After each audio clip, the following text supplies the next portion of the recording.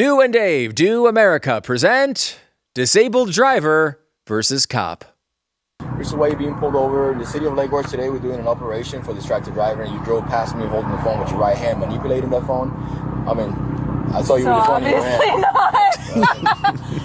Not. So you want to just call this a day? I don't want to call it a day. You had a hand up manipulating the phone. You just said my right hand. Well, I thought I saw you with your right hand. You had a hand up. The right hand. I saw you manipulate. So you didn't. With the right hand, perhaps not, right? But I saw you. You didn't see me with my right hand. Okay, so are you saying that you saw me with my right hand? I know what I just said. I'm asking you now. Did you or not have your phone on your hand? I did not. You did not have your phone in your hand? I did not. Hand to God, you didn't have your phone in your hand. Hand to God. She can't really do the hand to God thing because, Dave, she has no hand. No, thank God she doesn't have a hook, or he would have unloaded a clip into her. I mean, if you're listening to this on, that's a great clip. We have to retweet that part on Twitter or something. If you happen to be listening on podcasts and you don't see this, the driver pulls this woman over, or the cop pulls a woman over, and the driver, who he accuses of holding a phone in her right hand, she holds up an arm without a hand. She cannot use her right hand. At some point, Dave, like if that happens to you as an officer, you just need to say, you know, when she says, can we just call this a day? It's okay to just say, yes, you know what, we can. I'm sorry for the inconvenience. That's okay to do. It is. In fact, we should point out she has no forearm either. It's not just a hand that's missing. Mm-hmm. It's the elbow down. There's no way that she's holding a phone unless it was attached to a hand after she got T-boned by a school bus. It's not there. It's not there. It's okay. It's okay to take the information that you have and just like process it normally. Yes. And whatever outcome comes out from that using your noodle, just stick with it. That's an okay thing to do, Dave, I think. Yes. Sometimes you have to just admit you're wrong. Yes. Thank you very much. All right. Well, let's see if we were wrong. I don't know. There's an Iran deal apparently that's in the press. We're going to go over that. Let's do the deal with Iran.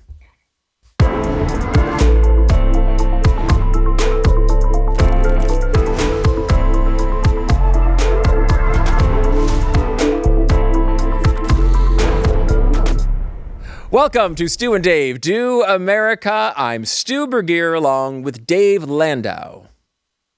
Ahoy, and we meet again, everybody. We do. We actually meet you in, is it New York right now as you prepare for Gutfeld today, right? Yes, I'll be on Gutfeld this evening. So if you're near a television, watch that after and only after you watch this show. But if you're watching this now, you already are doing that. That's true. You don't need to advise them to watch the show they're already watching. That's true. Mm-hmm. But you make a good too. point. Yeah, see? We're making all sorts of good points today. Make sure to check that out. Join us on Blaze TV, of course, as well. blazetv.com/Stu and Dave. Code is Stu and Dave Landau going to be around the country, not just for Greg Gutfeld. He doesn't just answer to Greg. No. He goes all over the country, including the Comedy Mothership coming up very, very soon, Dave. That's right. June 26th through the 28th, you can see me at Comedy Mothership in Austin, Texas. July 10th and 11th, Levity Live in Huntsville, Alabama. You can also see me July 17, 18, that's Springfield, Missouri at the Springfield Comedy Club. And July 25, 26, Farwell, Michigan. That's the Rocket Red Michigan. It's whatever. It's a thing. Just go to davelandau.com. That's as far as I'm going to make it with reading today. Reading is hard. It's fundamental, but also difficult. It is. It is. So check all of that out. Now, I want to get into the Iran situation because there's a lot to talk about here, Dave. And, you know, Trump announces a deal with Iran is the headline. That's the headline I'm seeing everywhere. We should be clear, however, that it is not actually a deal with Iran. What it is a memorandum of understanding. That is the term that is actually applicable to this case.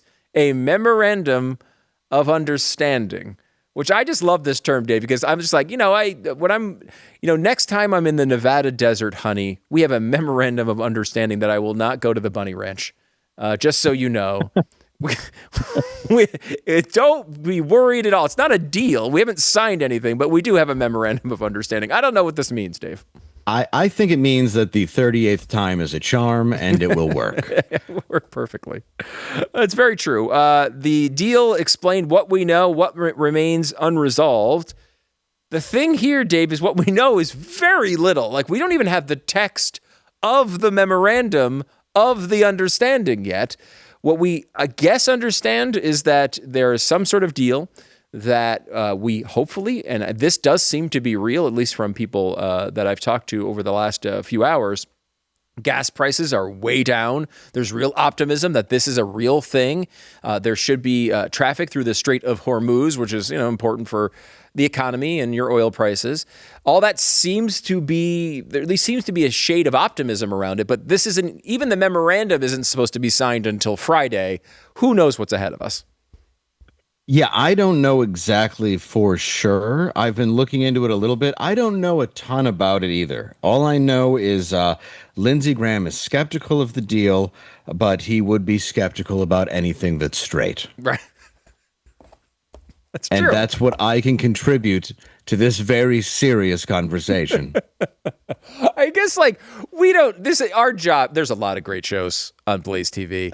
I will tell you, Glenn Beck, I love my man Glenn. He will do a great analysis of every little piece of this, I am sure, along with many other hosts here on Blaze TV. Our job is not to dive into necessarily the details of every little twist and turn of this. I will say that it's just interesting that we have this stuff that comes up and we react to it in such a dramatic way when we know nothing about it. Like, it's okay for us to admit that we really don't know what this deal means, whether it will hold. I mean, that's Donald Trump's job, right? We have no input as to whether the world is healed in this way. Yeah, from what I can tell is Israel pissed off Trump. Basically, when Israel attacked Beirut. Mm-hmm. So if the U.S. is trying to talk its way out of a bar fight, Israel is like a girlfriend who throws a drink into the other guy's face. That's how I would describe this to the people who watch this show. That's good, Dave. Throwing some substances in there, always helpful. Yes. To make our audience understand this. They're, as we know, no matter what time they listen to it, they're usually drunk. According to the research we've done, they are usually drunk. And if they've made it this far into the program without passing out, I just want to say thank you, and you're doing good today. Thank you. Just remember, and we say this often, keep the YouTube page streaming when you pass out. It means a lot to us. This is our whole business is built around you keeping YouTube on when you're drooling on yourself on the side of your bed. This is very crucial to whether Dave and I have jobs. It helps us keep our sponsors. It really does. So really, just keep it going. If we can keep that 97% watch rate because you're unconscious, it really does do a lot for us. Yeah, it's a little suspicious, honestly, when they're like, wow, they're watching the whole show 97% of the time. Yeah, that's what's happening. I mean, whether they're actually taking any of it in and understanding any of it, coherently is a whole different question. Well, yeah, but that's not important. No. What's important is the number. Yeah, exactly. Not the number of drinks you have, the number of hours watched. Though they all are both 97. So that's, yes, that's I believe that's correct. That is correct. 97% alcohol in your blood, whatever it is. Mm-hmm. Now, a lot of this does mean something to everyday people, including this. Trump claims the Strait of Hormuz will be permanently toll-free under the agreement with Iran. Now, again, it's a 60-day memorandum of understanding, so permanent is not the word I would use to describe this, but it should give us, Dave, when you're driving your Cadillac down the street, when you're driving your Ford down the street, and you got to stop at that gas station, you should see some real relief, at least in the short term, and that's massively important. It's not only important to your pocketbook and your whether you're going to make it to work or not because you don't have enough money for gas, but it also is really important to November because if we're looking at $5 and $6 a gallon gas in November, Republicans are in real trouble. If we're looking at real relief at the pumps, I mean, that's going to make a big difference to the elections as well. Of course, what you want to do is get Democrats in there that are going to make it $9 or $10 a gallon. That'll solve your problem. Right. It's going to get way better with them, I promise. It does every time. Every single time. I will say, too, they have made statements in the past over and over and over again that they'd be happy with higher gas prices because it would make you heal the planet from global warming. So this is not just us speculating as to what they want. They've told us they want this over and over and over and over again. And then their policies that have communicated that to you in a way where you've seen the number go up over and over and over and over again is just a secondary indication. They've told you what they want. They want you to pay higher gas prices because they think it's going to help global warming or something.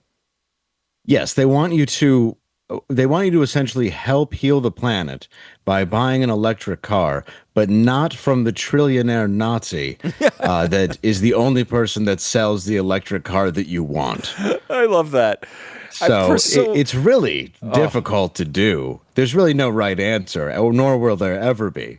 We really should do something this week on Elon. And, the fact that he's the first trillionaire, which is an incredible accomplishment, I don't look at it as a negative at all. I think I'm if anything, just envious of, I would also like to be a trillionaire someday, not right around the corner. I would too. And and also most people need to realize it's a trillionaire in assets and in businesses. It's silly. It's not like he just has this in cash in a vault like Scrooge McDuck. I'm not trying to downplay it. I don't have any of that. I'd like to point that out. But it is kind of amazing the ignorance to what that actually means. Oh my God.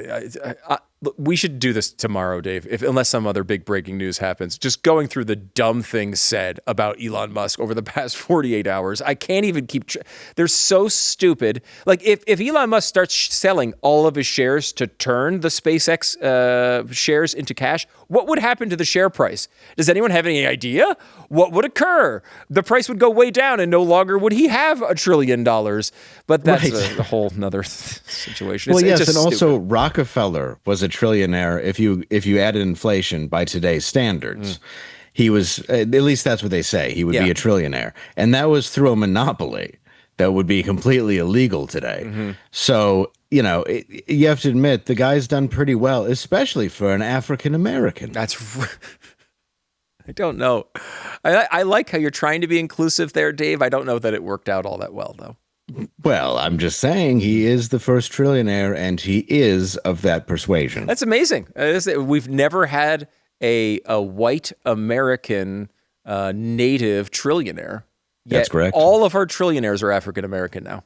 That is every single U.S. trillionaire is African American. Incredible. What a statement. We've come so far. We've come so far, Dave. That's right. Now, you might say we've come so far to get to a point where we have UFC matches on the White House of the Lawn. Is that too far? It might be for some. Trump hosts UFC Freedom 250 on the White House lawn. 5 takeaways from the Hill. I will say, I think the reaction to this from most people who don't have a position where they just hate Donald Trump or they just love Donald Trump. Like the average person looks at this and says, it's kind of odd to see this happening at the White House, but also pretty cool. If you like the country and you're a patriotic person and, you look at this and you say, wow, flyovers and national anthems and flags, and it's a spectacle, but kind of a cool spectacle. And it is our 250th birthday, maybe a reason to be a little spectacular. I'm going to name drop. I texted Rogan right before to say how cool it looked. Yeah. And he's like, dude, thank you. This is crazy. I thought it was awesome. It was patriotic. Yeah. It was something I haven't seen in a long time. I didn't know what I was actually going to think about it. I don't watch a lot of UFC, to be honest. I watched the entire thing. People are debating a thing obviously should have been said, whether it was, obviously about Michelle Obama's penis, which, I've never been in a fight. They could have asked, maybe it's the new way of asking, how many fingers am I holding up? How many penises? I don't know.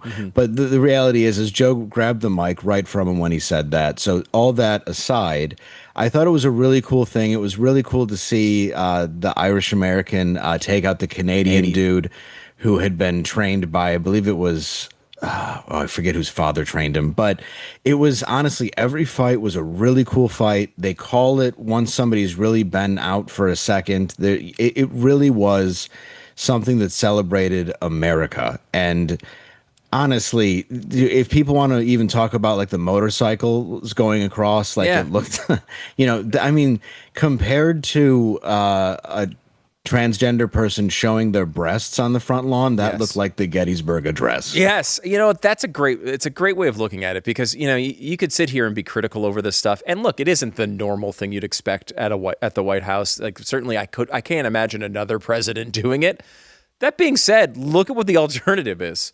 Right, you've got the entire White House lit up in pride colors, and you've got people, taking their tops off outside, showing their weird fake breasts, and I mean, there's There's one. If you have to make a choice of one or the other, it's quite clear which one is I think desired by the American public, and it's not the freaking pride colors painted all over the White House.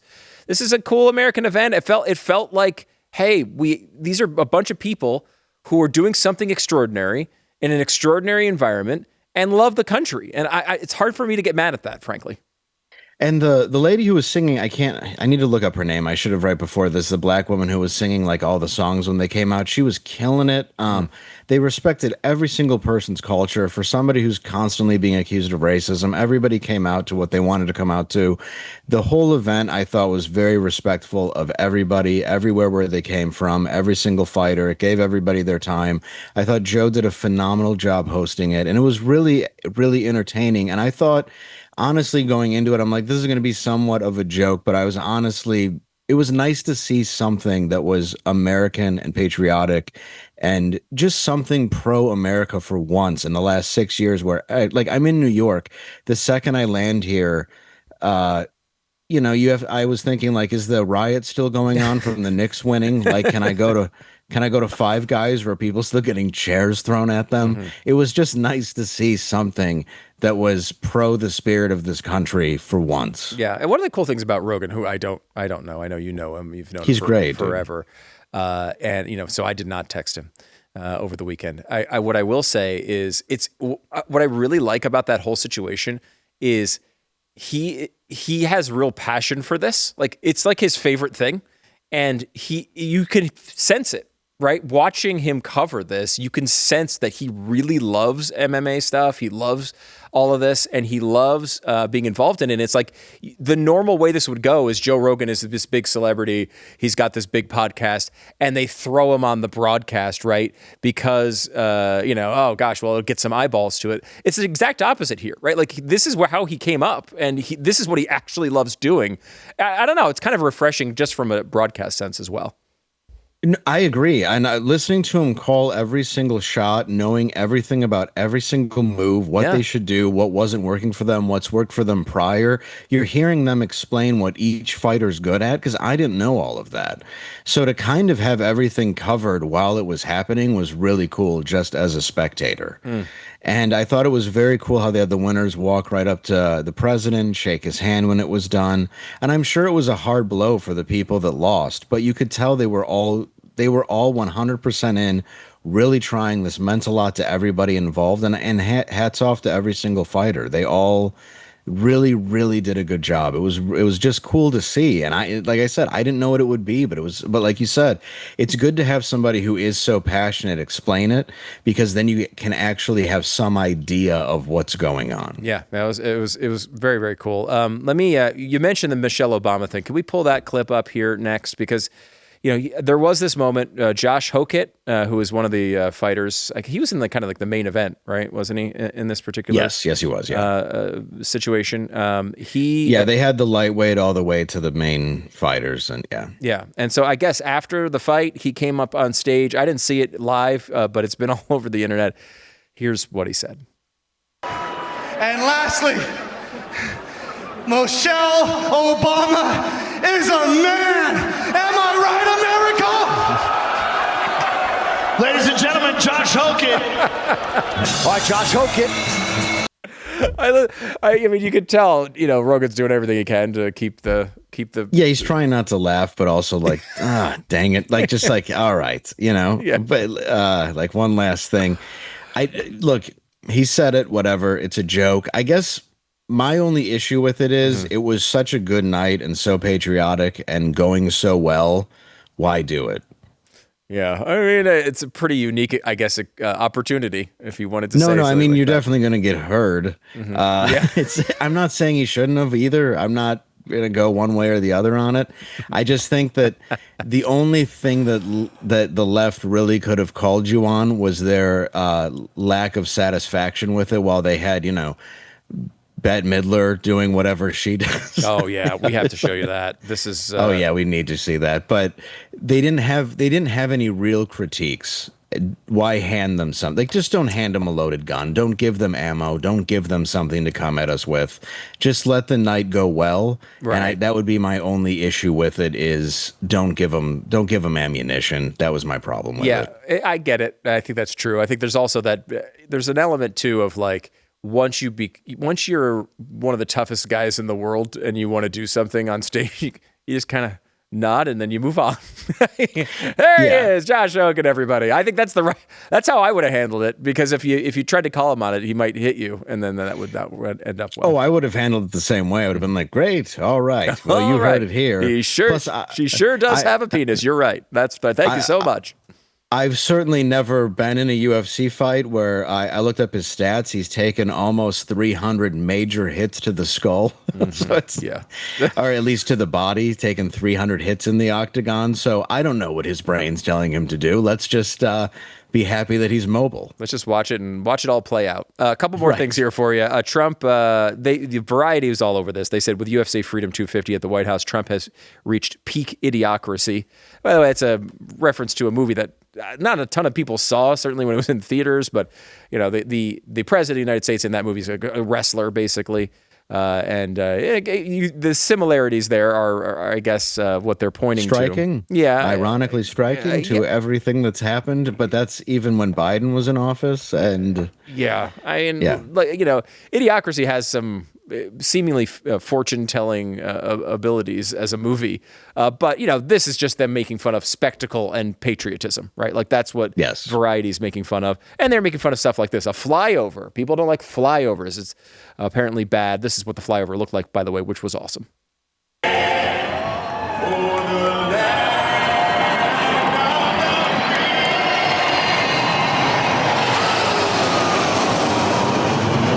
Yeah, that's good. Yeah, stand up against that. Great. See, idea. I thought that was great. Yeah. I really did. And my issue with people who constantly quote Idiocracy or say it's like Idiocracy, like you said, have you seen the movie? Because nobody really watched it, as far as I know. I don't think a lot of people still have watched it, yet you constantly reference the film. Yes, what it is similar to is Handmaid's Tale, which also no one has ever read. There's been no person on the left who thinks Brett Kavanaugh is Handmaid's Tale has ever read the book, probably hasn't seen more than one episode of the series. And it just becomes this reference. Like, I liked Idiocracy. I thought it was good. Me too. It's a funny movie, but it's overused, honestly, at this point as a reference, which is shocking. I feel bad for what was it, Mike Judge, who probably made like $18 on the movie, and now everyone refers to it, and I don't know that he collected. Well, in like Office Space or Beavis and Butthead, Mike Judge is very good at capturing the culture and his guess for the future. There's a lot of stuff that didn't happen, obviously, in that movie, and it takes place in the very far future. But the idea is the medical community is terrible. Everybody in the future is kind of a moron. Most people are illiterate, and we are all only concerned with sex and money is actually the main point of that film. Mm-hmm. We're getting dumber and dumber. Yeah, we're just getting dumber, and we're owned by sponsors who feed our plants with what is essentially Gatorade. It's all we drink. Rondo. And sex, money, and that's it. Yeah. So when you look at the movie, it's not so much about the wrestler being president. Right. It's about what our obsessions are. So when you look at the current state of inflation and OnlyFans, that would say that's more to the accuracy of that film. I will say, I like the movie. It is an overused reference. There is a lot to be said for the fact that it kind of nailed the direction we're going in.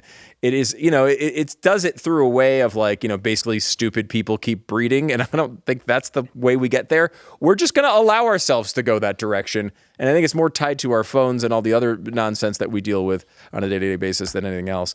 And what's sad is it came out before everybody really was carrying a phone. Yeah.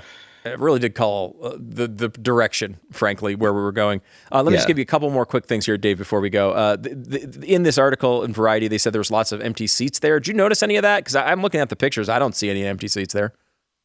No, people got up to use the bathroom or to go stand, or, one fight broke out, I guess, or to, run up and have TMZ try to get Shane Gillis to say something stupid, and when he completely dodged that. But yeah, people get up. They don't always sit through an entire 6-hour event. But there weren't yeah, like that's sections just- that were wide open or anything, right? I mean, it seemed really packed. And even the ellipse nearby seemed like there was thousands and thousands of people wanting to be there. Well, and also with wrestling for TV, I've done it before just so I can bring my son. They'll have seat fillers so it doesn't look empty. With this, it's invite only. You can't have that. Right. It's something that's so well guarded. So yeah, there's going to be parts where it might look empty, but that was not the case. Okay. And finally, this is the last one for you, Dave. You brought it up a little bit before. There was some counter programming. What's going on the other side? With the right, yeah, sure. Those evil conservatives, they've got their flags, they've got their motorcycles, they've got their UFC fighters, they've got all that. But what does the left have? They've got Bette Midler. Oh, you fascists bound to lose. You're bound to lose. You fascists bound to lose. Hey there, all you fascists. Let me put you straight. When you come for the rest of us, we'll fight you at the gate and you will lose. You fascists bound to lose. I not only is it the dumbest song I've ever heard in my life, but she also apparently can't sing it.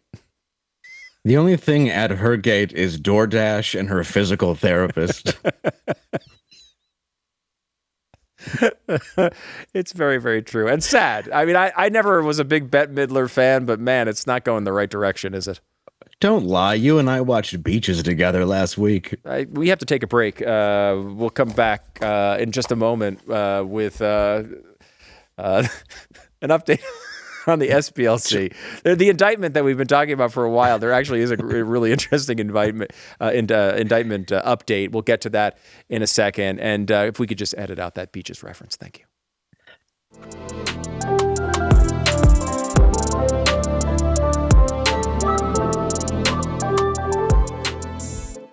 It was in confidence, Dave.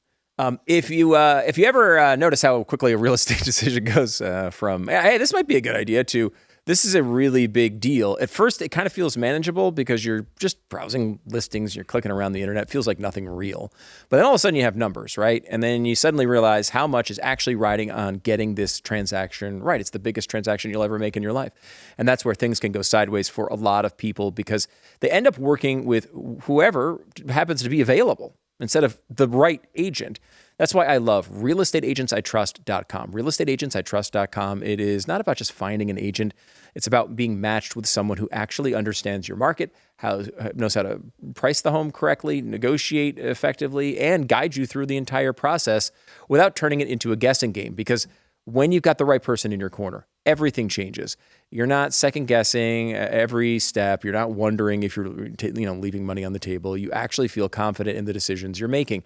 And when you're dealing with something this important, that kind of confidence really matters. So go to realestateagentsitrust.com. The name says it all. It's a free service to you. Realestateagentsitrust.com. It's realestateagentsitrust.com. The Department of Justice is expanding its indictment against the SPLC, the Southern Poverty Law Center, alleging $4 million secretly funneled to the KKK and extremist groups. This is a bizarre story. It's been going on for a while. And honestly, it's one of those things that you couldn't possibly even believe would be true, that the SPLC, this group that is constantly calling everybody extremists, constantly saying all these people are racist and dangerous, even people, it was very shortly before Charlie Kirk was murdered that they said he was an extremist on their list, doing all this stuff all the time. And then the whole time they've been paying these extremists, these racists, to make racist posts, to further the racial hatred in our country. I mean, you really couldn't make it up if you tried. Yeah, for all the times that I've been called Nazi in the last 8 years, it turns out I could have just been one and made millions off of liberals for it. And I feel empty-handed. Yeah, you really got screwed there. I Dave. did. Yeah. I feel a little hurt. Yeah. A little hurt. Now, there's no way that anyone would ever see you in reality in a KKK uniform, except for the times that you've put on a KKK uniform, like, for example, this photo. Which is you. Now, I want to describe the photo for those listening on podcasts. It's important you understand the entire context before we move on. That's not me. That guy's a mustache. That's true. That's why you shaved it, didn't you? This is why this happened. Dave Landau, a tweet that says, exposed SPLC ad from 2001 resurfaces. This is a bit that you did. We'll show you this in a second just so you can get the perspective. But it is a couple of things about it that I want to note. Number one, you are in a KKK hood, but lifting the hood to put in your mouth the leg of a flamingo dog toy. That's correct. Yes, that's what I'm seeing, right? A pink flamingo dog toy, because one of the members of the SPLC who is funding me is, of course, playing with me because they need to give me money as a KKK member so I can continue, doing the things to do my bidding. Right. Now, that you might not have all that perspective from this photo or the screenshot. However, you do have some perspective. The fact that it would be odd that the Southern Poverty, the SPLC, would wind up putting a person in a KKK hood chewing a dog toy in one of their actual commercials. You do have that much information, right? Yes. It says donate, for the listener, donate online, and we've called it southernpovertylegalcenter.com. Yes. Just to switch it up a wee bit. That's one of the other things I wanted to draw attention to here, is that is not the name of the SPLC. It is the Southern Poverty Law Center. You are saying the Southern Poverty Legal Center, a distinction that does many things. Number one, makes it so you probably won't get sued. But number two, also kind of gives you a nod to the listener who might know that this isn't actually a legitimate commercial. It is a parody commercial of you making fun of the SPLC for donating to KKK members. That should be clear just from the information in the actual tweet that you provided. The reason I bring this up, Dave, is because someone looked at this ad and was questioning whether this was a real commercial, because you did sort of age this to make it look a little bit older, and you said a 2001 ad. Someone named James Harris asked Grok, "Is this ad real?" And Grok actually responds and says, "Yes." The ad is real. It is an authentic early 2000s SPLC TV PSA around 2001, using stark hate imagery to promote their 1-800-FIGHT-HATE hotline and anti-extremist work. The exposed framing is just critical commentary on their long-running approach. I do get worried at times that AI is going to take over the world, and then something like that happens, and I feel a little bit more calm. Doesn't it give you hope? We have, of course, again, slightly misspelled on purpose, Angela from Normal World singing the song. Well, we have her name being Sarah McLaughlin. Yes. Singing her hit song In the Arms of an Aryan. And this is something that Grok felt was completely legitimate. I feel like we should run it through ChatGPT and Gemini and Claude and see if every AI thinks this is real, or is it just Grok? I don't know. I'm with you. I think we should do it. Yeah, let's do it, because if we get another one, we get another chance to play it. So let me give you this. This is the actual commercial Grok thought was real. Is it real? Is it just a parody? You make the call. In the arms of an Aryan, far away from here, in your fortified compound, and no colored folks that you fear. Hi, I'm Sarah McLaughlin. Will you be an angel for a helpless white supremacist? Every day, white people are employed, married, and raising children. And they're fine. But it's the racists who need our help. Please, call the number on your screen with a monthly gift today. For only $18 a month, 60 cents a day, you'll provide white nationalists with event coordination, funding, tiki torches, and khakis. Lots and lots of khakis. But most importantly, you'll have the villain you need to be the hero in your narcissistic liberal fantasy world. Call or join online in the next 30 minutes, and you'll receive a photo of an extremist who's been given a second chance, thanks to you. Please call right now. There's a white supremacist who needs you. But let's be honest, you need him more.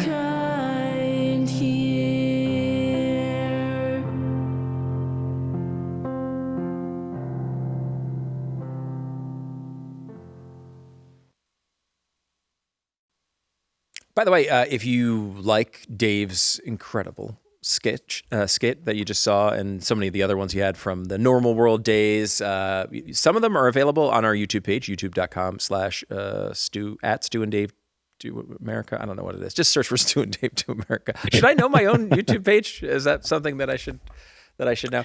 I wish I would jump in and help you, but I didn't know either. Okay. So there's a page on YouTube that probably holds some of our content. That's the first thing I wanted to get out to you as an important promotional mention.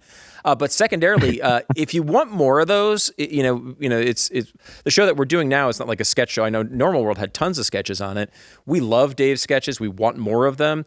One of the ways that we can get more of them is if you subscribe to Blaze TV. A lot of them are going to be going kind of behind the paywall for subscribers only. We're kind of trying to tell everybody here, like, hey, people love the sketches. Like, we'd love to do more of them.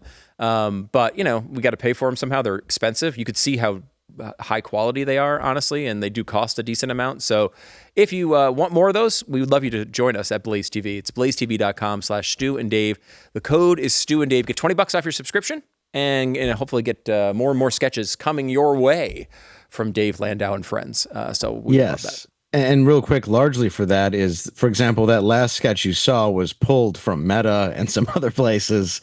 So this helps us actually keep the content in a place where you can watch it. Yeah. So it kind of does you a favor and us one as well, because it helps us fund them, and we do appreciate it a lot. Yeah. Plus, we can put almost anything on Blaze TV. They'll let us get away with anything. I don't think they're watching now. They have no idea we're doing the show or not, frankly. Nope. We just keep doing we sometimes we'll just rerun the same show week after week after week, and they have no idea. They'll let us do whatever we want. So there you go.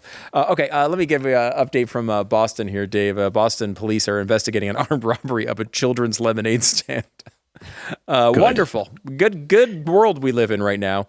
That's when we've hit bottom as a society. Yes, this is it. The suspects, by the way, you're like, oh, God, that's a terrible thing. These criminals are doing this. Well, the suspects were 11 years old, so it's actually even worse than you thought. It's children robbing children in Boston. I kind of think it's better. I'm not going to lie. Maybe it's better. But yeah, I feel like if it was adults, it would be worse. Now that I think about it, I think you might be right on that, because if adults robbing kids would be awful. I kind of thought of it as like, now we're developing criminals at 11, which also seems, either way, it's really bad. Okay. It is very bad, but at least it's some hungry young go-getters as opposed to some very, very weak old men doing something horrible. It would be funny if they were like senior citizens. That would be an interesting twist on the story, but no. It would be. I would like to make a Little Rascals kind of movie, like The Town, about this story. That would be great. And Ben Affleck will star in it. Believe me. And he direct, will be there. yes. Yes, he will be there. By the way, the good outcome of all of this, sometimes you take these bad stories and the internet, which is only capable of doing one positive thing every 15 to 18 years, decided to do it here. The story came out, the internet kind of spread it around, went viral, and then the community came out. When they opened their lemonade stand, I guess the next day, like hundreds and hundreds and hundreds of people showed up to buy the lemonade in Boston, crowds all over the place. And, so the kids made all their money back and much, much more. It's nice to see that stuff happen, even though I'm a cynic and I can't celebrate it for more than about 15 seconds. I'm the same as you, but I am happy to see that so many people did come out to help the kids. That is a nice thing to see, and especially in Boston, because there's some actual lunatics out there that wanted to go out just to hurt somebody, and when they saw it was children, we're kind of like, oh man, now they just have to give the money back, and we can't just gang up and beat someone half to death. Yeah, usually this does result in a story in Boston when you have like pummeled faces on the sidewalk, perhaps someone being curb stomped. That's usually the way this ends, and they weren't really able to do that to an 11-year-old. Which is, I'm sure some of them still wanted to. I'm sure the large majority, but unfortunately they were not able to. And it kind of has that happy ending where the town comes out and saves the lemonade stand from the children who were robbed by other children. Right. What's your vibe on Boston overall, Dave? I mean, I grew up in the Northeast. Boston was part of my life growing up. It was like, one of the cities nearby you'd actually go travel to, go see a game, check out the city. I always really liked it, but when I talk to people in other parts of the country, they seem to be terrified of the city. I don't know. I've always found it to be pretty enjoyable. I love Boston, but my dad was at Harvard Hospital when we were young, so we had an apartment there. I shouldn't say young. We were like high school. So I would go and visit him. One time a doctor gave us his tickets to Fenway, though, and I wore a Tigers hat. And I don't know if a teenager has been called so many gay slurs by adults in their entire life to the point that I threw it out and bought a Red Sox hat. Oh, wow. But it was kind of part of the charm. But I personally do like Boston. And most of the people I know from Boston are they're just so fun and kind of ridiculous and a stereotype and hilarious to be around. So personally, I really do like that city. Yeah, I mean, it's the same thing people say about Philly in a way, where it's like, all the fans are crazy, and if you wear the wrong jersey, that's all true to a point, but there's also a lot of that's sort of performative and just fun. Like they're being jerks because it's part of the storyline, right? There does, of course, get a point, as maybe some Spurs fans found out in the last week, where that sort of Northeast charm isn't so charming anymore. I will say that was really over the top. I found myself just rooting for the Spurs because I had seen so many poor Spurs fans with bloody faces walking down the streets of Manhattan. Yeah. I mean, get it under control a little bit, please. Yeah, I think there's such a difference there, too, between New York under Mamdani and just nobody actually being controlled or anybody doing anything to punish anyone. Yeah. And actually, like, the charm that Philly has. I have so many friends from Philly, and I know a lot of people in New York who really were happy and had been waiting so many years for this, that it was ruined by a lot of bad press. And when I got here and I landed yesterday, in fairness to a lot of the New Yorkers, there were cops everywhere, and most of the fires had been put out. Oh, good. Good. Yeah. It's hot. This time of year, it's really warm in the city. You already have those nice smells, sort of the smells you can only get in New York that are just wafting up from the vents below you, and you don't know what they are. You don't want to add dead people. Yeah. Well, yeah, they're mostly dead people decomposing. Yeah. But when they're on fire, it's even worse, and you don't want that to be necessarily the outcome of a nice trip to go see Greg Gutfeld for his show on Fox. So I appreciate that experience. I'm sure you're going through as we speak. Let me take a break here, Dave. Come back on the other side. By the way, if you missed this earlier, Dave's going to be on Gutfeld, so make sure you check that out. It's going to be a great appearance. We got to take a break. Come back on the other side with more.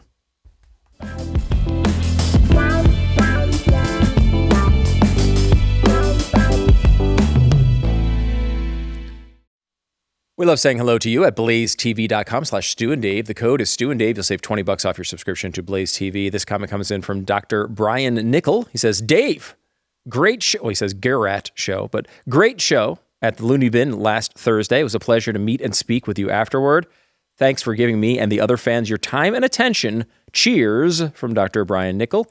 You too can play doctor with Dave Landau all around the country at davelandau.com. See where all of his shows are going to be. Very, very cool. And of course, we also have to tell you about America's 250th birthday. We talked about this starting at the beginning of the show. If you go to shop.blazemedia.com, you can get, if you get your order in before June 18th, you'll have this great gear for July 4th. It's the America 250 collection. Use the code StuandDave10, get 10% off your order and a free 30-day trial to Blaze TV. So you want to check this out, get some cool merch, make sure to check that out at shop.blazemedia.com. I will be with a new show on predictableshow.com as well, so check that out, and we will see you tomorrow. Bye.